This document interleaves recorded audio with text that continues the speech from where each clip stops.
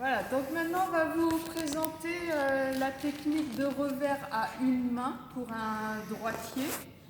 Revers à une main, frappe de balle à plat ou légèrement liftée.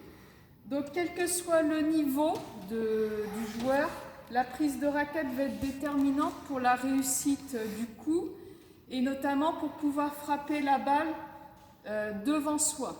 Donc on prend une prise semi-fermée de revers, c'est-à-dire que l'articulation de l'index va se mettre sur la facette numéro 1 du manche, donc rouge, et l'éminence hypothénaire sur la facette numéro 8, quand on fait le tour, donc sur la partie jaune du manche. Donc ça, cette prise permet à la fois de frapper la balle à plat ou légèrement liftée. Donc, début du geste, donc comme en coup droit, deux choses en même temps. On tourne en même temps de tourner les épaules le plus tôt possible pour se retrouver en fin de préparation quand la balle rebondit. Donc, on tourne les épaules et en même temps, le bras libre, donc le bras gauche, va tirer la raquette vers l'arrière. Et en même temps, également, je prends appui sur la jambe gauche. Donc le bras gauche tire.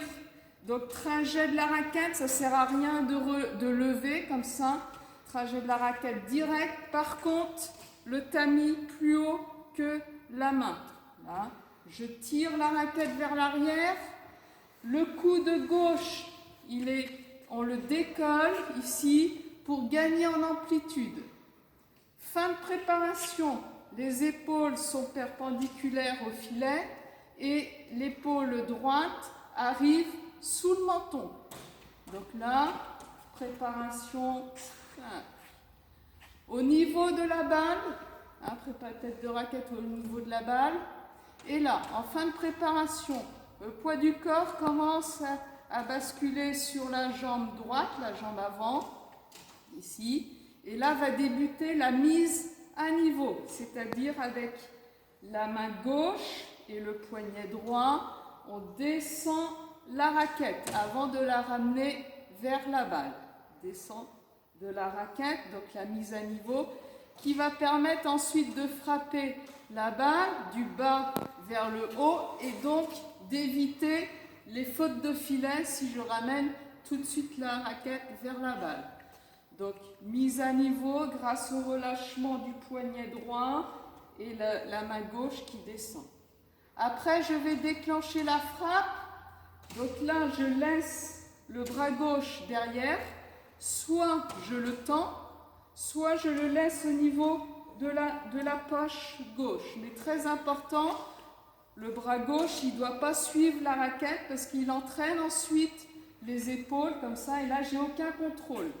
Donc je garde les épaules de profil, ici grâce au bras gauche. Et là, la raquette, je vais la lancer vers l'avant de façon à frapper là, la balle devant moi. Le tamis bien face à la balle, poignet ferme, qui va me permettre d'avoir un bon contrôle de la trajectoire. Ici, frappe de balle en avant. Donc en même temps, ici, le poids du corps a basculé vers l'avant.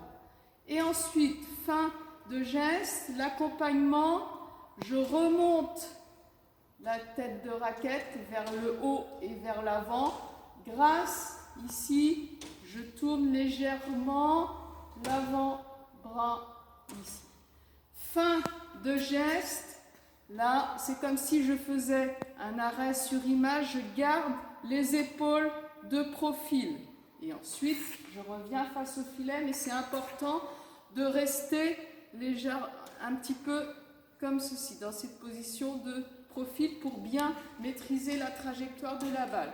Donc moi, je conseille, pour garder les épaules de profil, de garder le regard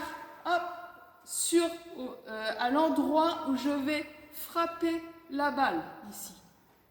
Voilà. Et non pas la tête là qui suit tout de suite la balle. Non, j'arrête ici, hop, je regarde. Ça me permet de rester de profil.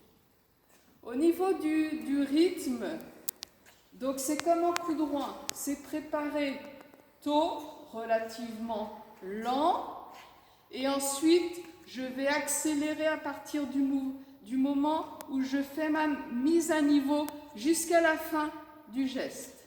Donc je ne retiens pas ma raquette comme ça, je laisse partir.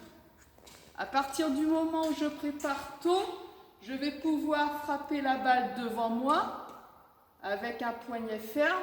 Et à partir du moment où je fais ces deux choses-là, poignet ferme, frappe de balle devant moi, j'ai une bonne maîtrise de la balle et donc je peux lâcher mon bras.